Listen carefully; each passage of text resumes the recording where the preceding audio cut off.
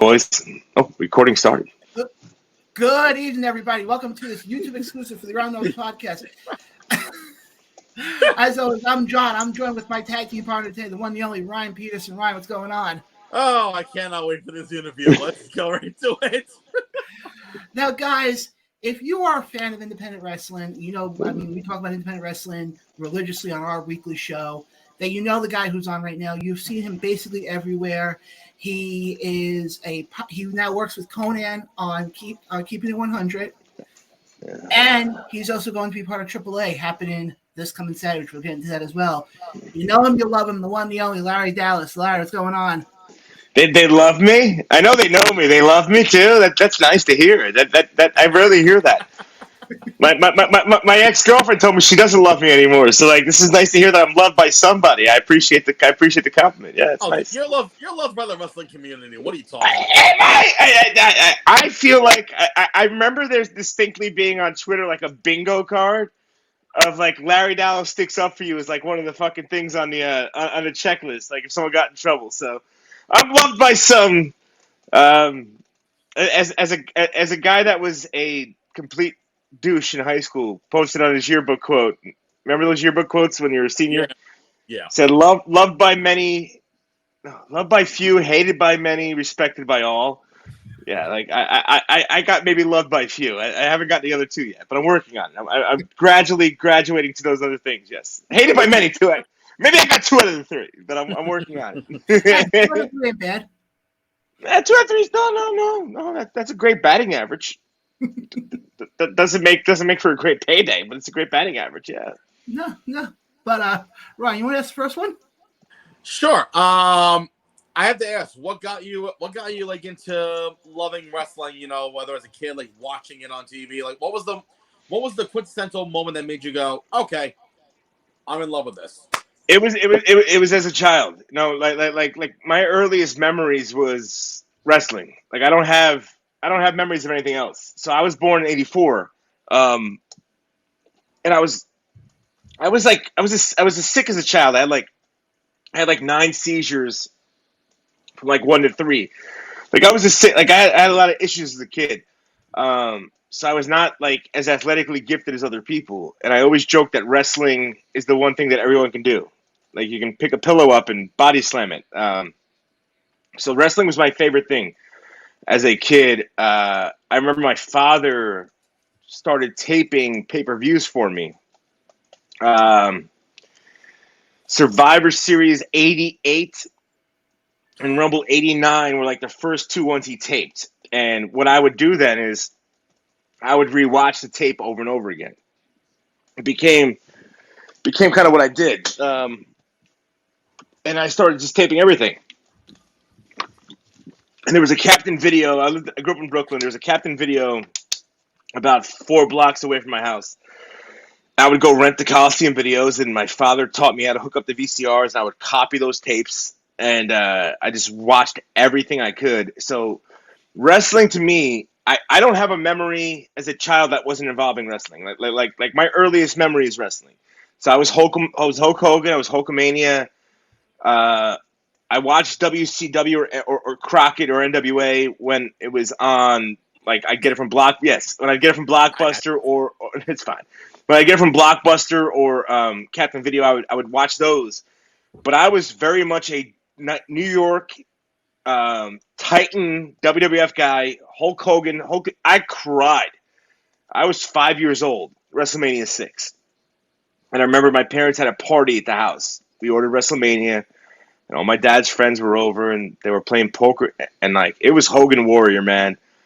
And when Hogan missed that leg drop and Warrior, I went to bed crying that night. That is a true. I cried because Hogan lost, and that's 5-year-old me.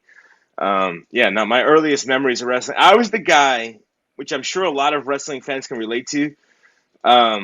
I'd be in school, in middle school, and I remember the PWI 500, right? Because the after mags, that was how I got exposure to other things. And I remember trying to sit there, and I switched schools in middle school. I'm trying to write down the 500 wrestlers, just see if I can know 500 wrestlers. And this guy, my friend Joey, was sitting next to me. We weren't friends yet. I just switched to school, 6th grade. Looks over, he's like, "What are you doing?" I'm just trying to write down 500 wrestlers. And he was a wrestling fan too. And that's when our parents like made the deal, like they'd buy the WCW pay-per-view, we'd buy the WWF one, and like we just go over each other's house because it became too expensive to buy all the pay-per-views. But yeah, no, dude, wrestling was all I ever wanted to do and all I ever wanted to be a part of. And again, yeah, like if you told 5-year-old me that I would have done what I've done, I would be like, no way, like this is great. My mother joked because for a lot of years the boys would stay at the house. You know, they'd stay at my parents' house, they'd stay at my house, they'd stay at my apartment. She said I grew up collecting wrestling figures, and I got older and I collected real wrestlers. So yeah, it just became a thing that it just became it's all I ever wanted to do, man. It's all I ever loved. It really is. Now, It's the love of my life. Yes. now, and to add on, this might be a little bit controversial for some, Oh. but were you more of a WWF person or WCW? I was a New Yorker. It was WWF. Yeah, no, it was WWF. That was it for me. Those of you that are too young to understand the Monday Night Wars, I would have a VCR taping Nitro, and I'd watch Raw live, and I'd come home from school Tuesday, and I'd watch Raw then Nitro back to back before I ever did homework. So like. But you couldn't miss either one, right? So you had to tape both. Like it was so important. Like my Christmas gift, my Christmas gift one year was like a VCR. Like it was like the greatest gift I ever got. Like now it's obsolete. But like no, yeah, no. I was WWF, man. Like that was I grew up in New York. Like that WWF WCW was always like the other program, and then ECW would be on MSG for me, and you never knew when it was coming on.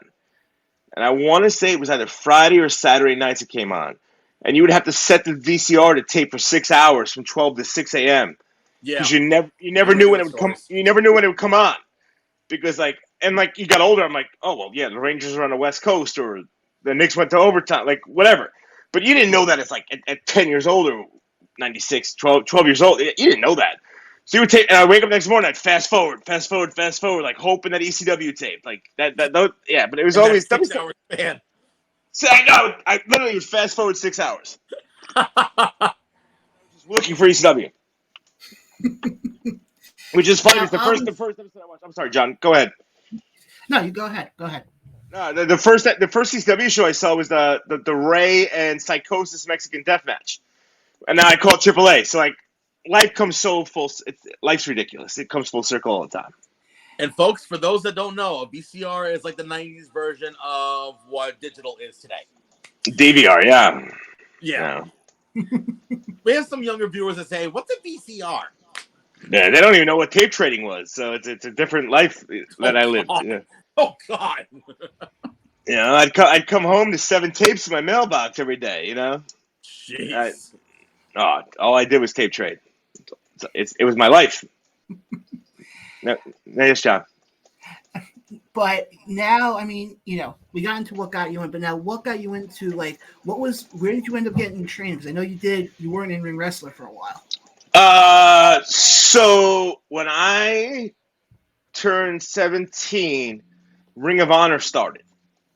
And for whatever reason, it was very important to me to be at the first show. It was like, I want to get the ground floor of something. So me and my buddy went to second row, first Ring of Honor show. Then me and another buddy started going to Ring of Honor all the time. And we took this, Mike Johnson from PW Inside would do these bus trips from Queens to Philly. So I would drive from Westchester to Queens, get the bus with him, go to the show. And they had like my first show I went to, the guy was doing the sound, and he brought me in to help him with the sound. So it became a thing. And then I started going to every Ring of Honor show that was in like the New York, Connecticut, Jersey area. I went to everything. And they got to know me. I was front row all the time. I got to pick my seats. And I would go, because I was like 18, 19 at this point, and I was kind of finding my own personality, and I would go dressed up. I'd be like, if you watch early Ring of Honor, I'm always in the front row. You could see me. So I'm marking out, doing everything. But I'm like a button-down shirt. I had the collar popped. Like I was trying to be Travolta in Saturday Night Fever. Um, and they took notice of me because I'm a 6'1", 6'2" guy. At one point in my life, I was a good-looking guy, and they're like, oh, you should train, you should train, you should train. I'm like, dude, I'm not an athlete. Like, God bless me, I'm not an athlete. Like, I am not an athletic person. Um, I'm just not. I probably run like a 10.4 40. Like, I'm not fast. I'm not athletic. I have two left feet, but I loved wrestling, and I started doing ring crew for Ring of Honor. Um, and I did that for a couple of years, traveling with them, setting up ring. I was just happy doing rings and security. I was just happy to be a part of the game. Then I got a bartending job, and I was making a lot of money, so I stopped doing that. And I remember I was like 24 or whatever. I did an MTV reality show. Gabe had gotten fired from Ring of Honor. Evolve was just starting, and I sent Gabe a message, and I said, "Hey man, just looking to do something. Don't know what I'm doing in my life. Like, if you have anything, let me know." And like, he said, "Come to the show, bring a suit." And I had no idea what he wanted me for. And I came in a suit, and all the boys had no idea who I was. And I was just a guy in this. They thought I was important because I was in a suit. And that started everything. And I went and I trained for a little bit with Tony Nese and Alex Reynolds and Pat Buck at NYWC. But again, I'm not a good wrestler. I'm not good. And it's like I was traveling 2 hours to Long Island to train for 1 day a week, whatever. I was doing the managing with Evolve. And then like FIP, I remember my first match I ever did was with FIP, which is like a Florida indie that was connected to Ring of Honor at one point. It's the same guy that owned Evolve and Dragon Gate USA. It was Gabe's partner and all that stuff. And FIP was like his little pet project. Like they're developmental. It's where you went to get noticed. So I was like a main eventer down there. Like I was like the top heel manager, top heel everything. And I remember I'm on a date with this girl, and Sal calls me. He's like, "Hey man, what are you doing?" I don't know, what's up. He's like, "You got a match this weekend. We're gonna do a street fight with you and Milo Beasley." I'm like, "We're doing a what?" I'm like, "Sal, I've never had a match before in my life." He's like, "No, we're dead." So I dropped the girl off at her house, and I'm like, I got a match. Like I gotta do a street fight. And I remember getting there, and like I had all these ideas in my head. I'm like, we're gonna fucking do ba ba ba. Like I had all these things planned out, and like we were driving down. We stopped. We would drive. We'd get a van. They would pay the gas. So young wrestlers out there that bitch about all these things. I think I made 75 a show, and we would get a van, and they would pay the van and pay the gas. So we would drive down to Florida, 18 hours. So I left my day job Thursday night, got off work, got in the van, straight to Florida, got to the show an hour and a half beforehand Friday, do whatever. We stopped at a gas station in North Carolina, and there was this cardboard cutout of Ric Flair with like an energy drink. And it's like I put the woo in like your energy, whatever it was. So I go to the guy at the gas station. I'm like, I want that cardboard cutout. How much does it cost? I think I paid him like whatever I paid him. I paid him money to get that thing. Took it down there, and I brought Cardboard Rick as my manager out there with Trina Michaels. And I literally like when it was time to call the match, my first match ever. I literally just went and did like every Ric Flair spot I could think of because like Cardboard Rick was managing me. And at the time, Tommy Latimer, who was in NWA, was married to Charlotte. They were at the show, and I did all of this. And that's another story for that. I'll tell you that story in a little bit if you want to. But yeah, no, dude. Like it was just. Then I went to Dragon Gate and I lived in a dojo, and like I really learned. I learned wrestling from Dragon Gate more than anything because they like I was in a dojo. Like I had no choice but to learn wrestling in a dojo. Like I had no. It was. You walk into the dojo in Japan, it's a garage door. It opens up. There's washers and dryers. There's a wrestling ring. There's a gym. There's a hallway with rooms. There's a kitchen. There's an office, and there's an upstairs. And like literally, I slept in a room with like 7 young Japanese kids and like me and Rich Swan on like bunk beds across from each other in this room for 3 months, and like that's where I really learned. That's where I really, really learned wrestling. Ryan. Well, first of all, you mentioned Dragon Gate, and holy shit, do I remember that? Especially when they did Dragon Gate USA here in the U.S. Yes, sir. God, I miss those shows. I do too. So now I'm going to kind of fast forward. Obviously you said you still want to be a part of wrestling. So now how did you end up on the broadcasting side? By accident. So I had gotten busted open, which John brought up before the show started. And New Japan was doing the English commentary with Kevin and whoever else they had. Dragon Gate had known me from Dragon Gate USA, obviously, right? Like, so we had a connection. They wanted to do English commentary. So I got an email, and the Japanese are so funny because their English is weird. So I got like a message from like their president, like, Larry, I have a mission for you if you accept it. And I'm like, what's the mission? It's like, will you do commentary for? Or they don't call it commentary. I forget what they call it. But they said whatever, like, will you do our show, Kobe World? Trial. If it goes good, maybe future more, but like, will you come do this? And I was like, yeah. I was like, let's do it. Do you think you can accomplish mission? I was like, yeah, I can do this show. Like, I'd never called the show in my life, and I just agreed to like Kobe World in like 2019, Dragon Gate's first English commentary. And I'm like, where are we going? I'm like, what did I just accept? Like, I had no idea. So I went over there and we did that show, and it went really well. Amazingly, I don't know how I did good at that. And I was doing Japan from 2019 till I got home. Like, I was going back and forth monthly, so it was like I was traveling, I was bullshitting, doing whatever, and I came home during COVID because I was over there when COVID was starting in Asia, and I watched it get worse and worse and worse and worse. And I came home in April of 20 when America was already shut down, and I thought I'd be home for a month. And obviously, I've been home now for 3 years. Thank you, American government. It was it was everything in my life.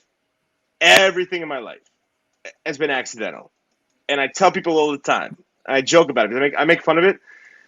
I always joke I was too stupid to realize like how important the people I was in a room were with. Like, like I'm talking to you guys, and like that. It was all accidental, but it worked out. And like AAA wanted me from that moment that I did Kobe World. Like, Conan heard the reviews, whatever. They were having struggles with English commentary, and that took 3 years to get worked out. So there's a lot going on with that. So like, but yeah, dude, it was all accidental. It was never. I guess in my head I was like, I can do this, but it was never something I pursued. I wish I did earlier. I really do. But I just never did it, and it just happened the way it happened, and I'm thankful for it. It's extended my career. I can do it till I'm 70. Look at Jim Ross. And it is what it is. But no, dude, it all happened accidentally. It really did. So it's funny, but it all happened accidentally. Now that you've been doing the broadcasting side for a while, which side do you prefer, being the broadcaster or being in ring either as a manager or a wrestler? Broadcast is so much more fun, dude. Like it's so much better, dude. Like, I get to call great matches. Like, you know how great that is? Like, watch a great match and call it and just have fun and not get hurt. I get to show my personality. Like I get to be me. As a character, you're given direction or script. And I say this about WWE guys all the time because like everyone shits on WWE announcers, and it's like they're produced. There's a guy in their ear all the time yelling at them. I get to just do what I want to do. That's the greatest job in the world. Like, it's the greatest job in the world. Like, I get to just do what I want to do. It's awesome. Like broadcasting's so much better, dude. So much better. And I get to enjoy the show and just be a fan and commentate and get guys over and put guys over and just be an asset, like a genuine asset to a company. I think that's the most important part. I'm a genuine asset to companies I work for. Where like as a manager, I was just, it was a spot in a card they gave you because they liked you. This is like I'm an asset now to a company. It's a completely different feeling. Now, before we get into more of the broadcast side, I want to get back to the wrestling side for just a hot second here. One of your early matches you had involved is actually you actually tag team with somebody who Ryan actually knows quite well, the Greek god Papadon. Yeah. Oh, Marty Bell. And Marty Bell. God, that's a throwback too. What was it with Papadon? I don't like Papadon. Like he's not a bad guy. He's a good wrestler. But like we when we started out at NYWC, when I went there first, I brought now Rebby Hardy there. She was Rebby Sky at the time, and like I was carrying her bags in, and they ribbed me for that forever. And it just became a thing where hold on, I'm getting texted by who, God knows what. Like Papa Don's not a bad guy.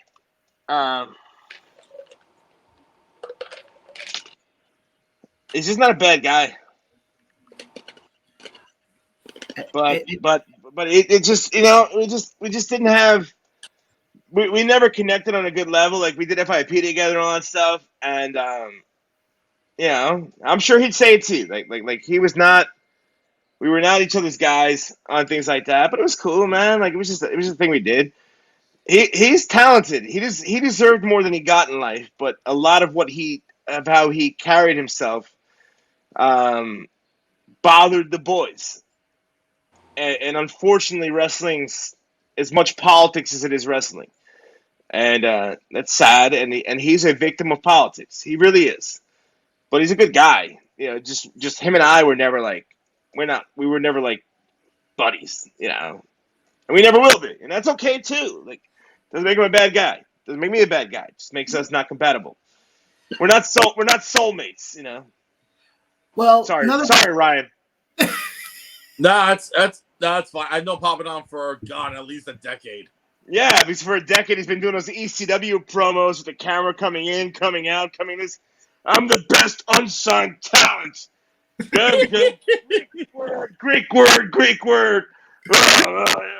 I should be signed. I'm the best technical. He's been doing the same fucking promo for 20 fucking years too. So like, yeah, man, like evolve your game a little bit. Like, I'm sorry. Me personally, I have never had an issue with him. I know.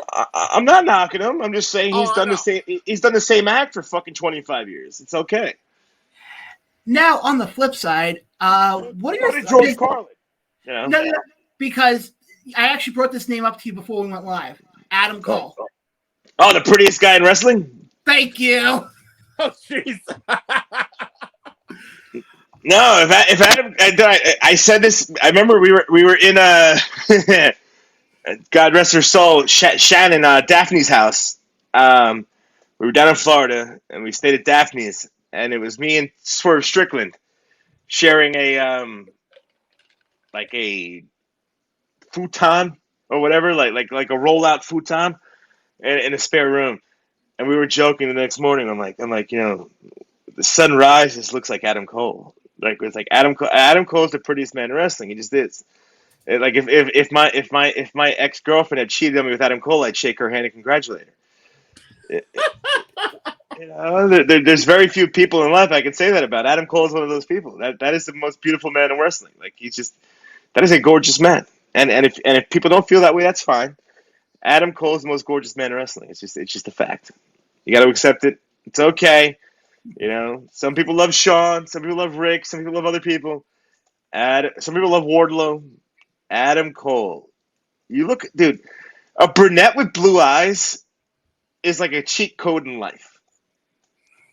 Adam Cole is a cheat code in life. Like that is just a handsome, sexy son of a bitch. The long hair. It's always wet. Those eyes pierce through you. On the seventh day, God created Adam Cole. It's just a fact of life. Like we are all not as, and it's okay. Everyone can't be Michael Jordan. And no one could be Adam Cole. Adam Cole is the best looking man in pro wrestling. It's not even debatable to me. If I looked like Adam Cole, I'd have 10 kids and 7 STDs. Like that is the most gorgeous man I've ever met in my life. Yeah. Ryan? Wow. Okay, wasn't expecting any of that. It's a gorgeous man. You got to admit that is a gorgeous man. But like Adam Cole is gorgeous. Like I'm sorry. I got another pick because I actually know this person well too. Old Eagle Ethan Page. That's another one right there. Just saying. He's not nearly as good looking as Adam Cole. No, not nearly as good looking as Adam Cole. He's got a Canadian charm on him. Okay, but besides that, dude, I would like no disrespect. I respect the communities. I would think about Adam Cole. Like I would think about it. I would. Like it would be a conversation starter. If I was going to do it, it would be Adam Cole. Like Adam Cole's a gorgeous man. Britt Baker, if you're watching or listening, you got competition now apparently. No. Anyway, she's a dentist. I'm a bartender. She's fine, but she's a very lucky woman. She should be thankful every day. That is a gorgeous man. That man is. Moving on now. Do we have to? I can talk about this forever. Oh jeez. Welcome to ATR Shoot Interviews with Larry Dallas. Now, so hot. Want to touch the hiney? You know. Oh God, this is ATR After Dark now apparently. So, getting back to your wrestling. Yeah, please. If you had to, you're actually in ring wrestling. If you had to pick like any. Like one particular match that you've had in your career that you would remember forever in a good way or bad way, whichever way, whatever that's memorable, which one would it be? No one saw it but the crowd. We were in Japan 2012, and I'm out there managing Tozawa and Mad Blanky, and like I had this thing going on with like this guy Stalker Ichikawa, who was like a complete comedy figure in Dragon Gate. And Mochizuki gets on a microphone, or Shima, one of them gets on a microphone, and I hear my name, and they're like motioning for me in the ring. I look at the side, I go, what? Because Tozawa spoke English. He's like, get in. I'm like, what? Yeah. So they had this like idea like to rig me to have this match, me and Stalker. So I get in the ring. Stalker takes his shirt off and throws it down. So I take my shirt off and throw it down. And like all I knew was like the Iggy for the lockup, like it's like, you pat your chest twice, whatever. I have no idea we're doing this. They didn't tell me. So they go in there and like Stalker and I lock up. And I'm like, what are we doing here, man? So pushes me back, and like Stalker had this gimmick where he has bad breath. And I didn't know he had bad. I didn't know it was his gimmick. So he blows in my face. And I just look at him. Blows in my face again. I just look at him. So I just punched him. Right in the face. And he goes like, ass over tea kettle selling this thing. And I'm like, what is going on? He gets back up. So like he did a German suplex. So like I worked myself into like a way to get me the German. Germany pinned me. I get to the back. I'm like, what the hell was that? So they ribbed the hell out of me on that one. We did not know it was just a thing, and it was absolutely atrocious. It would be what would Jericho call it? Like a negative 5-star match. It was so bad, dude. But then like a real match, like me and Milo Beasley, my first match FIP, that street fight. That's important to me because it was just my first thing ever doing something like that. And it was very important. I thought it was we did good for what we were trying to do, and I appreciate that personally. Now, obviously, we're going to get to because I know you also do the podcast as well with Conan. Yeah. We'll get to that in a second, but I want to get your take on some topics going on in the world of pro wrestling right now. Okay. And one of them is, and we talk about it on the show a lot, is heel wrestlers. Okay. Do you think there's any and I'm not talking independency, because independency we can be here for 5 hours. But in AEW, WWE, any of the big companies, do you think there's any true heel? Uh, I've thought for a long time that like the biggest shows in life were like Sopranos, Sons of Anarchy, Yellowstone, Breaking Bad. Uh, I don't think the money's in John Wayne anymore. I think the money's in Shade of Gray. So, are there true heels? I don't think America wants heels anymore. Like it's not today's culture.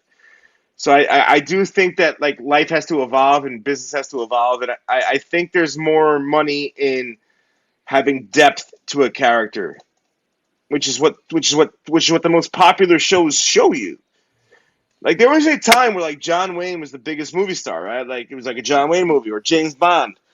That people don't want James Bond anymore.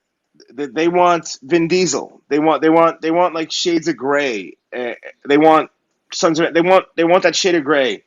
And I think that's now. I think personally for me, that's where the money is now in pro wrestling is the shade of gray.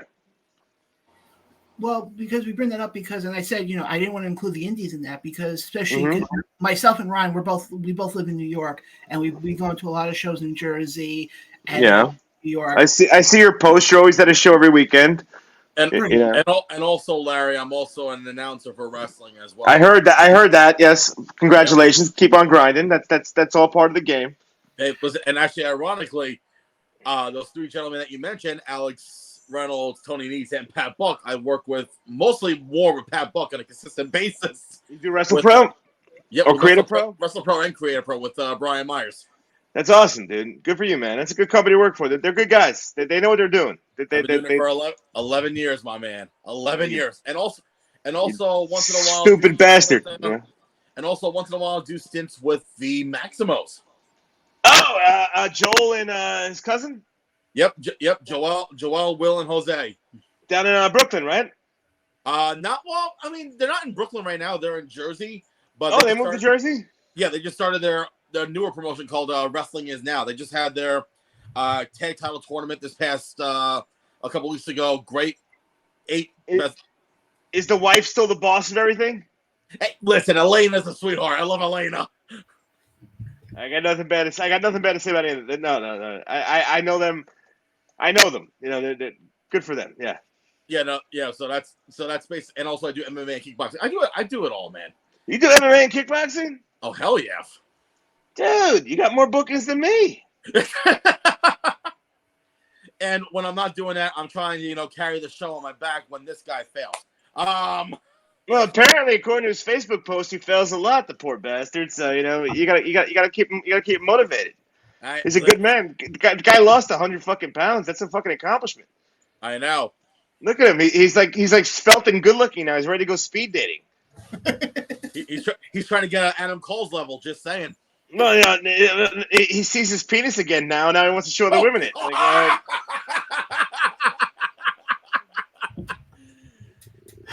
Oh, he's out here living dreams. He doesn't have to reach for it anymore. He just looks down. He's like, oh, there you are.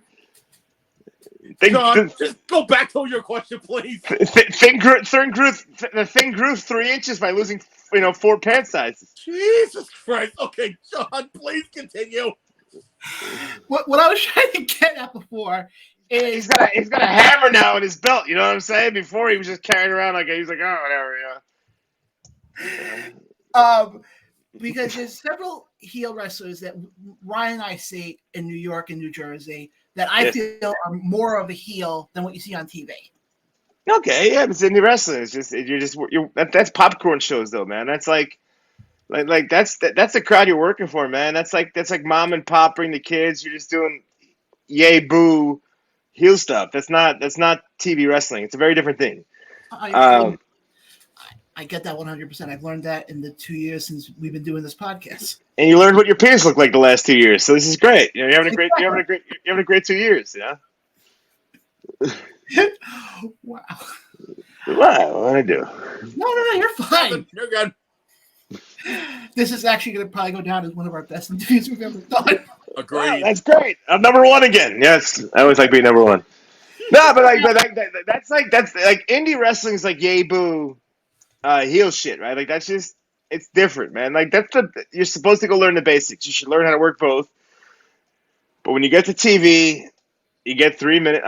I have her on right now. Like you get Shayna's doing whatever the hell. I don't even know who the hell she's wrestling. But you get 3 minutes, and you got to go out there and hit the hard cam and hit your facials and hit your moves. It's a different thing, man, and that's okay. But indie wrestling should be heel face, and they will be better because that's the only thing they're supposed to do. Roman Reigns is supposed to go out there and get a reaction. Ethan Page is supposed to get a reaction, and you're gonna like or not like that. It's just indie wrestling. It's a yay boo crowd. It's as simple as I can put it. It's a yay boo crowd. It's just you're going out there and you're honing your craft, doing yay boo shit. No, I completely agree. But what I was trying to say is I think when you look at indies, and I know I equate the indies to college sports. Okay. They're not getting a lot of money for it, but they're doing it for the love of it. Well, if they're not getting a lot of money, it's high school sports then. Because college guys are now getting money. No, they do it for the love. And there's like if you get into this game for money, you're not that you're not going to succeed, but it's just not going to be the same. Like you don't get in wrestling for money. Like I wish you did. Trust me. But you don't. The money will come. Took me years to make money. I'm probably still at a deficit, like lifetime on the balance sheet. But it takes a while, man, and you got to go hone your craft, dude. Like no one starts a job. This is my problem with college, right? Like people go to college and pay $70,000 for a $30,000 job, right? And that is just fucking bullshit. Wrestling is paying $2,000 for a $25 job for the chance to make millions, and that's what you're chasing. And if you make it, you make it. But it's a commitment, it's a lifestyle, it's a choice, and it's a very different thing to do, and that's okay. But yeah, no, you don't do this on the indie. You don't do indies unless you love it. But I think a lot of people, the best people I worked with in life, and you can check where I've worked, the best people I worked with were never happy after a match. And on the indies, I see a lot of people come back happy with their match. And I'm like, all right, man, cool. Pac, never happy with his match. Ricochet, never happy. Like these guys that are amazing were never happy after a match. They always focus on what they did wrong. And I think a lot of indie guys always just want to, go back in the locker room and circle jerk each other because they got a reaction. It's like, yeah, man, like you did the easiest thing in the world. You went out and got a kid to boo you. Like, congratulations. Like, cool, man. Like, but like, can you go out there and do what like Roman does, or can you go out there and draw money? Like, that's that Al Snow speech. Like, was that shit stupid? Like, there's also that bitter veteran crap that I will never be. But at the end of the day, like, you can always improve, and you're not great. And if you go back happy with everything you've ever done, you'll never learn. And that's troublesome to me with people.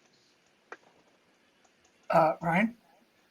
So, for those that are like, new in wrestling, and they always say, one of my biggest goals is to work in Japan. Obviously, Yeah. since you have the experience of working in Japan, could you, describe like what it's like working in the land of the rising sun for any up and coming, whether it's broadcaster, wrestler, anybody involved in wrestling? Your personal experience. It is the greatest compared to the U.S. How does that sound? Oh, God, night and day. Like Japan's the best place in the world compared to the U.S. Like as far as everything. Bobby Fish told me in 2012 in Miami. He said, for some reason I like you. And I don't know why I like you, but I like you. And he said, this business is what you make of it.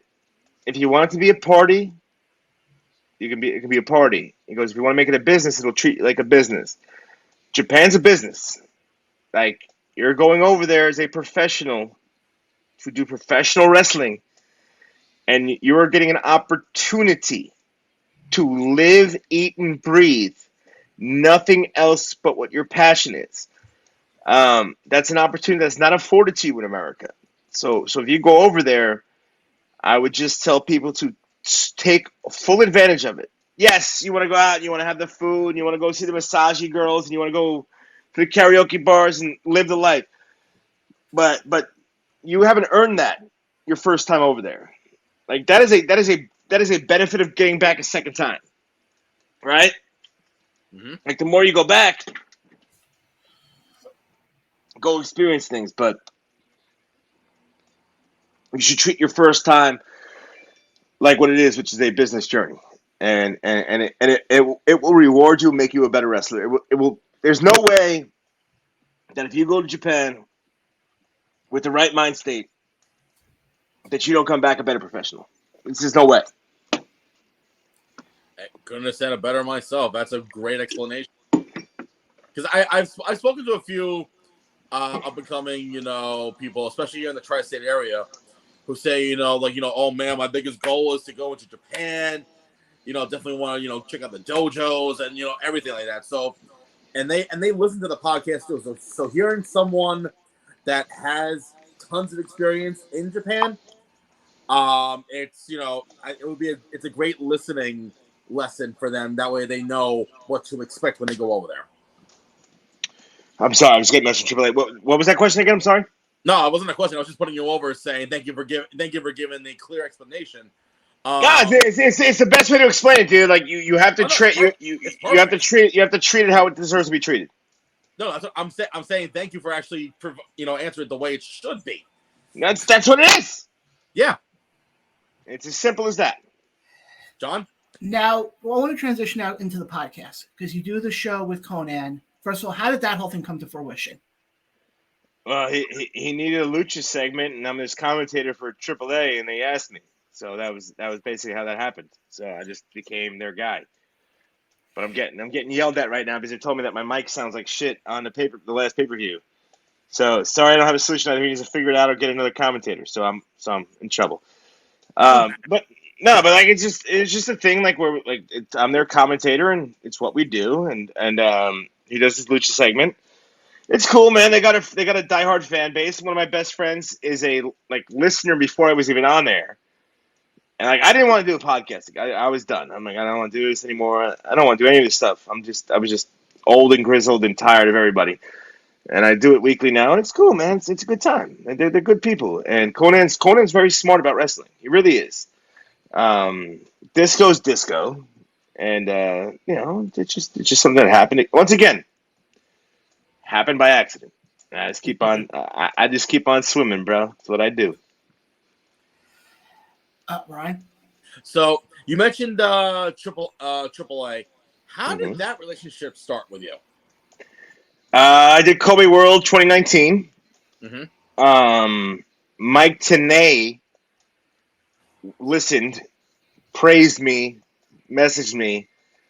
Meltzer messaged me, and hold on, let me just read this text from AAA again because I just.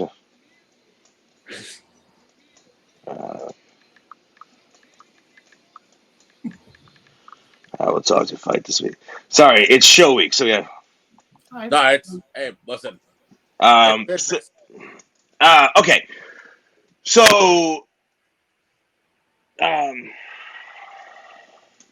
me see this message again. Do you know Arta Ocal? I'm sorry? Do you know Arta Ocal? Sounds familiar. Okay. So he works for ESPN. So I'm messaging him right now about helping me out with the mic stuff. So AAA. So I did Kobe World. Conan obviously was not happy with his commentary. He messaged me, and it literally took I did my first show with him last year. It took that long for that to work out. It was a lot of back and forth, but it all happened off of the Dragon Gate show. That Dragon Gate show and Kobe World 19 changed the whole trajectory of my life. Wow. Legit. Like I can't say it changed everything about like what I'm doing, why I'm still doing things, like why I have these shows, why I've traveled. That one opportunity I said yes to changed everything. Now, obviously, we have TripleAAA. I think it's the third Saturday. one? Yeah, Saturday. Third one, yep. What are some of the matches that you're looking forward to calling this Saturday? Well, the main event is going to be wacky. It's L.A. Park, the former La Parca for WCW guys, the chairman of the board. Roosh for you AEW fans who was just in that. No, that was Andrade. I was going to make a bad reference there. Roosh, Sam Adonis, who is Corey Graves' brother, and Psycho Clown. I didn't know that. Yes, that is Corey Graves' brother. Wow.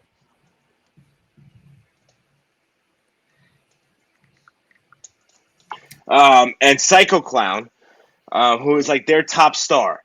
So basically, the loser of the match either loses their hair or their mask. Roosh and LA Park for years have built this up for themselves. Obviously, never having any intention on paying it off because Mexico is like the last of the territories. It's like a bunch of bruiser brodies in masks. And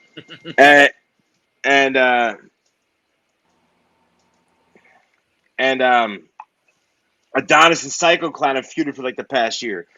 So this is like the culmination of a major feud one way or another. Someone's losing their hair or their mask. Last year, Villano 4 lost his mask. Don Tomas, which is a very big emotional moment. I was there live for that. He's a great guy. So that stuff's important in Mexico, and it's going to be one of those matches that I think for the and with AAA, Triple Mania has so much pageantry, dude. Like the jets fly over, the whole entire fucking Mexican National Guard's out there doing the La Cucaracha national anthem. All this stuff. I'm just joking. That's a Roddy Piper joke from 1970 of California territory. Don't cancel me.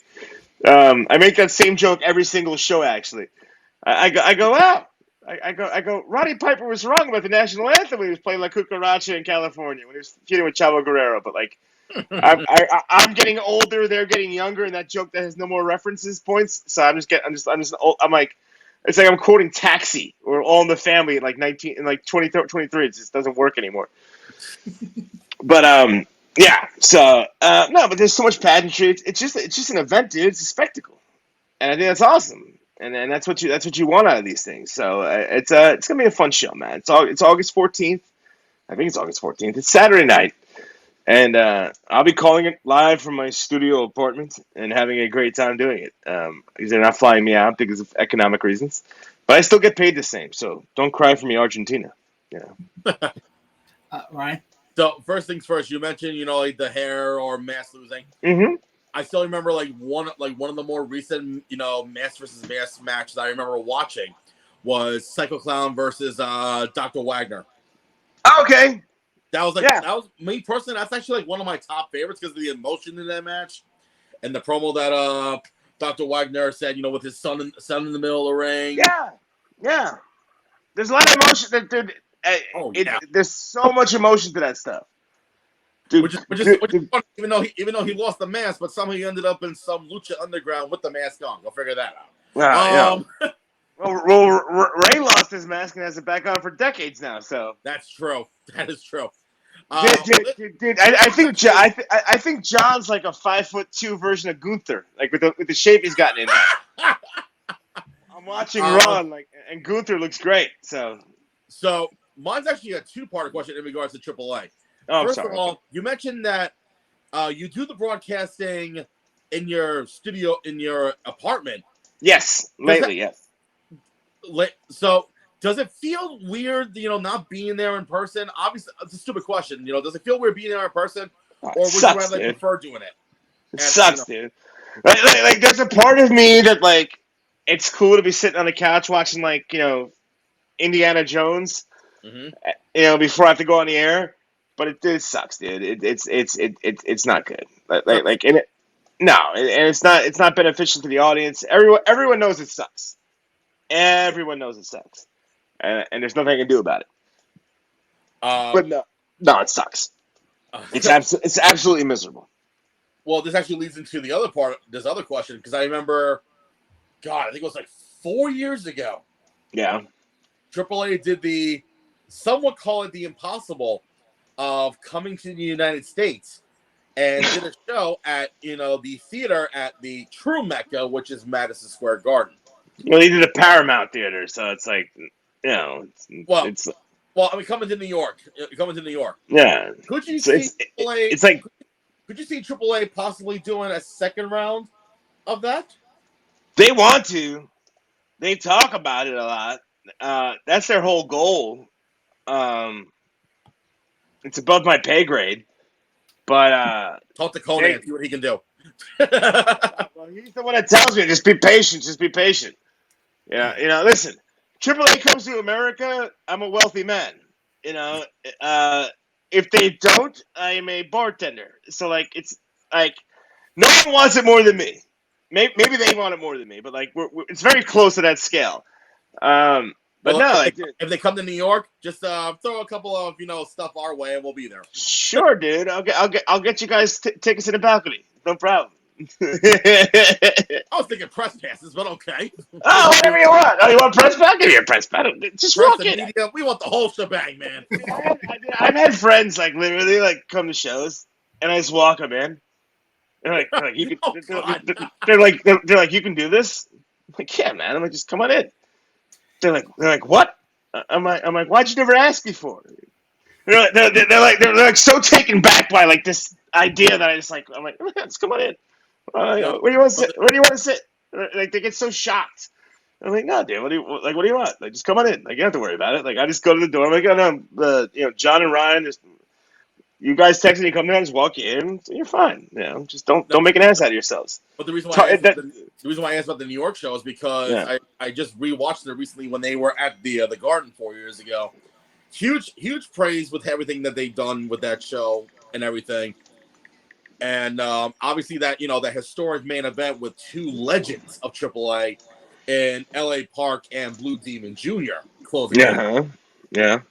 And I with the way wrestling has been going on in the last ever since post pandemic, I feel like it would be a huge resurgence of them coming back to.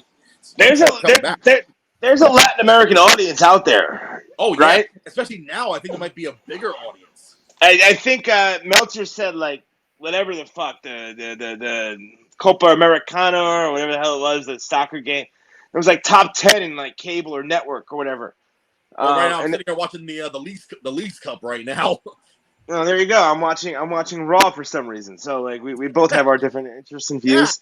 Yeah. Actually, I'm watching you two assholes. I've seen better heads hanging out of zippers and bathroom urinals, but that's fine. We've heard there's an audience for it. They just got to figure it out, and they keep on. They said there's an investor, there's an angel investor. It's gonna change the whole game, but it's wrestling, and every time someone tells you the sky's blue, you better look up there and make sure it's not purple. That's just pro wrestling. Yeah. And it's not a knock on anybody. It's just you learn doing this that you don't get excited. When it happens and a check clears, you go, oh shit, I got paid. Until that day, you don't get excited. You can't. John, you're next. One of the other matches I want to go into, I actually just pulled up the card quickly for the show on Saturday. Oh, look at you doing your job. Is a four-way match for the vacant AAA Latin American Championship between Pentagon Jr., QT Marshall, Jalistico, and Brian Cage. Yep. Brian Cage is on that show? That's what it says here. I didn't even know that. Okay, yeah, go ahead. Surprise! Surprise! What are your thoughts on this, especially with what we saw with QT at the last AAA show? So QT is a very good wrestler, and he finally got a shot this last time with that match with Pentagon, and I think it's awesome that he got a shot that he deserved. It was Phoenix had the title for a long time, and now they're doing it. Hold on, let me see this. Wait. No, it is Brian Cage. Son of a bitch. That changed, I think. I had no idea. I swear to God that was a different match a week ago. No, but like it's a good opportunity for QT. He's got something to sink his teeth into, and he's got a chance to make himself something. His match with Pentagon really put a lot of a lot of eyeballs on him. So I'm proud of him. Obviously Brian Cage, everyone knows Brian Cage. That's someone that's known by a lot of people. And Pentagon's Pentagon, and Dralistico, I think, is one of the fucking Mysticos. It's like either Mystico 1 or Mystico 2. I think it's Mystico 1. Maybe not. Maybe it's Mystico 2. I don't know. It's one of the, someone in that family. Yeah. I can't keep that. That's something I can't keep track of. For the American fans, I think that's the original Sin Cara. That's what I meant. Yeah. What I call it? Like Mystico. But it's the same thing. I know he was Mystico for a while. He was Sin Cara, right? Yeah. Yeah, I think he was the original Sin Cara. Okay, yeah, there you go. So, no, that'll be a fun match. It'll be a 4-way. QT will get to show his shit again, and the rest of the guys are great. It's a proving ground moment for QT. Not that he has to prove anything to anybody. It's just a chance for him to keep on showing that he belongs. I completely agree. Then the other match I want to get to is another fatal 4-way for the AAA Mega Championship between Hijo de Vikingo, God, I can't even see this, Speedball Mike Bailey, Daga, and Jack Cartwheel. Yeah, the worst name in wrestling, Jack Cartwheel. No, that'll be fun. Vikingo's our ace. He's our guy, obviously. Like Tony buries him every week, and he loses all the time. But no, that'll be a fun match. Bailey's very good, right? He's an Impact. He's very underrated. Very. Killed it in Best of Super Juniors. Daga, the former Mrs. Blanchard or Mr. Blanchard, is very talented. And Cartwheel's underrated. So that'll be a fun match. Vikingo will probably win. Like, there's no suspense in that. But the other three have something to prove, and that'll make it a good match. I think those three are worthy opponents, especially for something as big as Triple Mania, because they don't want anything like cookie cutter, base, this, we know what's gonna happen here. They for some people's eyes, any one of these four possibly could be champion, but we all know it's going to be Vikingo, but it's going to be a decent match no matter what. Well, you're not going to be the main event, right? Because the main event's the fucking Ruleta de Muerte 4-way. Yeah. So it's just it's a good shot for three guys to get themselves over and make a name for themselves and prove themselves, which I think is awesome. Any other matches on there, John? Well, there's one here. The La Hiedra's ass, The Copa Bradil? No, we're not talking. We're talking about Copa. The Royal Rumble. Those matches suck. Those are not fun. Yeah, it's a Royal Rumble. It is nonsense. It is hard. It's the get everyone on the card match, and it's very hard to call. No one cares because they're in it. No one tries hard. It's one of those. It sucks, dude. Like the worst part about a good broadcaster, which I'm not, can make a bad match good. I'm not that good. Like, that is just a match that's going to get everyone on the card. They're going to do it. It's going to be whatever. It's going to be a story. It's going to be fun. But that's the WrestleMania Battle Royal bullshit. Just get 15 people on a card for no reason.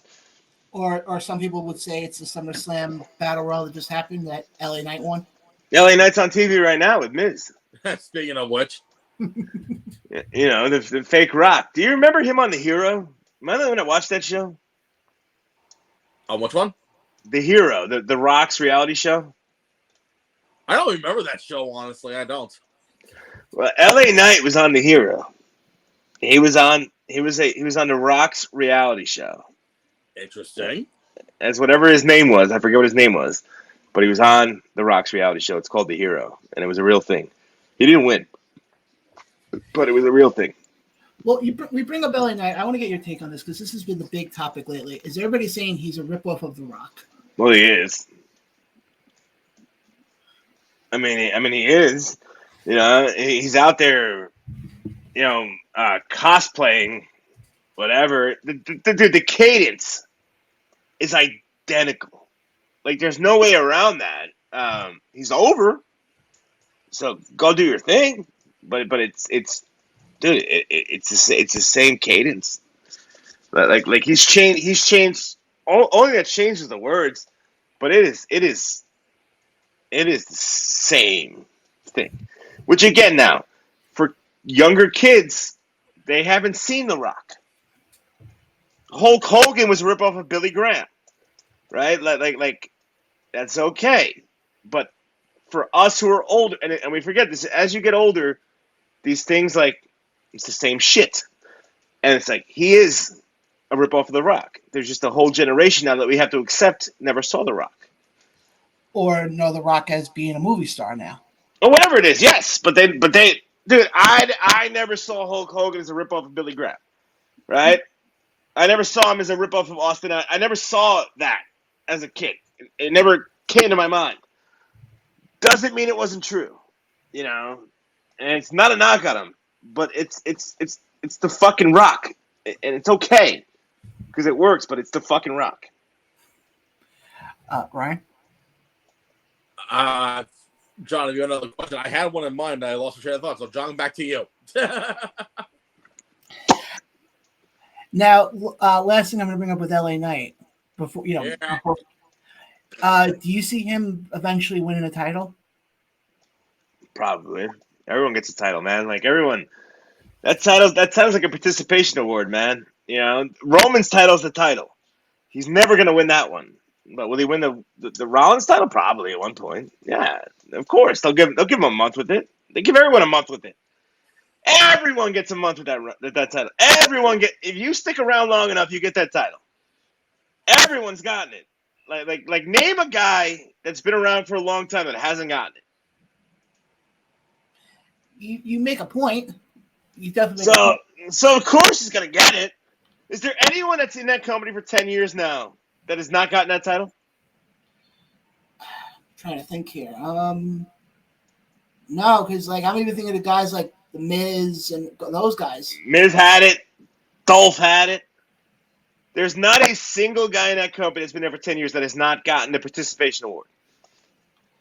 Well, that's funny because you bring a participation award. When they first introduced Rollins' belt on this podcast, and Ryan can attest to this, I was the first one who said that belt was nothing more than a participation trophy. It's not. It's about as valuable as the posters behind you. You know, Thank you. Yeah, it's the bronze medal. You know, that's all it is, man. It's not even a bronze medal. Roman has 3 belts. It's the 4th place trophy. You know, it's the ribbon, dude. Like, no, like I would not be proud of that. Like, dude, you were literally like, you're not the guy, and that's okay. But but Rollins knows it. It eats him alive. Like, you're not the guy. Like, and everyone knows that's not the title for the guy. It's just a title match. It's like a boxing title. They don't matter. It just exists. Ryan?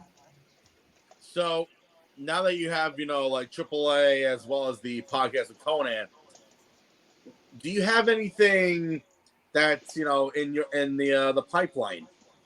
Like what's in Larry Dallas's pipeline for the future? Nothing. I'm back in school.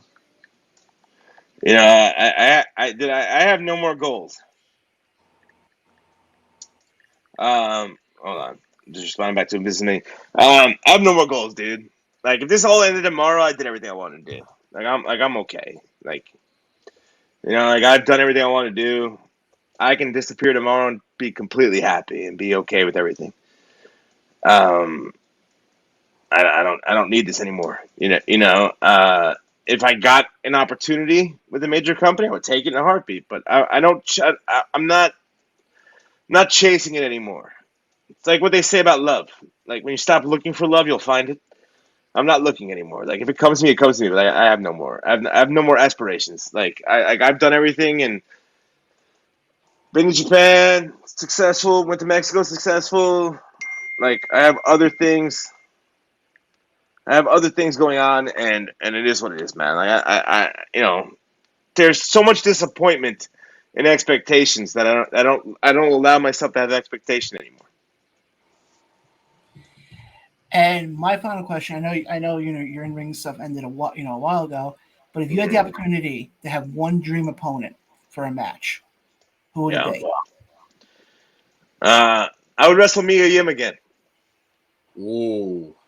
because she's the best, and I love her, and she's awesome. I would do that one more time. I would do Mia Yim again, or me and Jessica Havoc want to do a dog collar match at FIP one time. That would probably be the other one. Like just something like just campy bullshit, funny, like me getting my ass kicked and bleeding like a stuck pig. Like I would want to bleed like an asshole and like go out like John Moxley. That would be like my final dream match. Just do one more thing of out there like 1980s NWAing myself for no money just to say I did it again. That would be the goal. All right. That was actually the pipeline question was my final question, so I'm good on my end. Larry, before we let you go, and first of all, I appreciate you being on with us tonight. Yeah. Definitely want to have you on again. The door's always open for you. Well, thank you. What do you have coming up that you like to promote, and where can our fans find you on social media if they want to interact? Well, there's a Triple Mania show this Saturday on Fight TV that I've been told to improve my microphone for. So it'll be Saturday night on Fight TV from Mexico City. I am Larry Dallas TripleAA AAA at Twitter. I am Larry Dallas DG because I've never let go of my girlfriend Dragon Gate on Instagram, and obviously Larry Dallas on Facebook and all that stuff. And you have my personal Facebook, which I will not promote, but you can find me in all those places. And if you send me a message, I usually respond. I don't care, good or bad. I find it entertaining. So. Again, Larry, thank you so much for hopping on. I appreciate it. Thank you, boys. Much love and respect. John, keep it up. Ryan, good luck with everything you're doing. Thank you so And much. Much appreciate it. So for Larry Dallas and for Ryan Peterson, I'm John. This has been a YouTube exclusive for the Around the Ropes podcast. We'll catch you guys this coming Tuesday for a live Around the Ropes podcast.